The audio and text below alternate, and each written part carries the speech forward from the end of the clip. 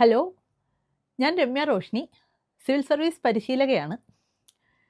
Vacation കാലത്ത് നിങ്ങൾ civil service പോലെ ഒരു കരിയറിനെ കുറിച്ച് ആലോചിച്ച് തുടങ്ങുകയാണെങ്കിൽ എവിടെ നിന്ന് തുടങ്ങണം?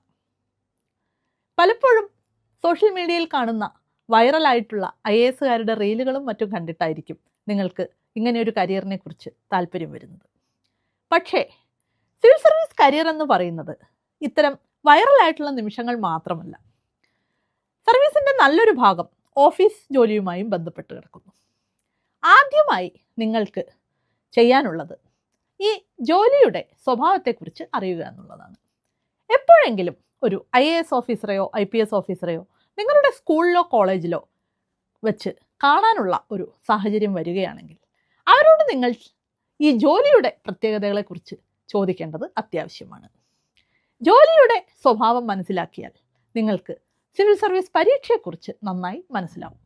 കാരണം സിവിൽ സർവീസ് പരീക്ഷ എന്നത് ഈ ജോലിക്ക് ആവശ്യമുള്ള കഴിവുകൾ കണ്ടെത്താൻ വേണ്ടിയുള്ള ഒരു രീതിയിലാണ് ചിട്ടപ്പെടുത്തിയിരിക്കുന്നത്. അത് പൊതുവെ പറഞ്ഞ ഒരു കാര്യം.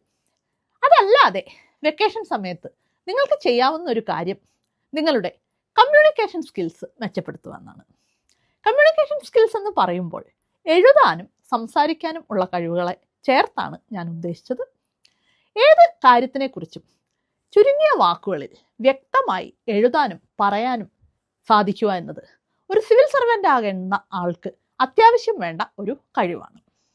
അപ്പോൾ നിങ്ങൾ എന്തെങ്കിലും ഒരു പുസ്തകം വായിക്കുകയോ അല്ലെങ്കിൽ പത്രത്തിൽ എന്തെങ്കിലും ഒരു വാർത്ത വായിക്കുകയോ ചെയ്താൽ അതിൻ്റെ ഒരു ചുരുക്കം ഒരു 100 വാക്കിൽ ഒന്ന് എഴുതി നോക്കുക.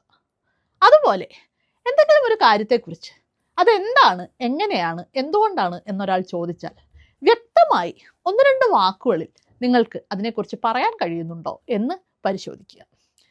നിങ്ങൾ 4-5 പേരുടെ ഗ്രൂപ്പായിട്ടൊക്കെ ഇത്തരത്തിലുള്ള ആക്ടിവിറ്റീസുകൾ വളരെ രസകരമായിട്ട് തന്നെ ചെയ്തു തുടങ്ങിയാൽ അത് ഈ വെക്കേഷൻ കാലത്ത് നിങ്ങളുടെ ഭാവിയിലുള്ള സിവിൽ സർവീസിലേക്കുള്ള ഒരു ആദ്യത്തെ ചുവടുവയ്പ്പായിട്ട് ഉപയോഗിക്കാൻ സാധിക്കും.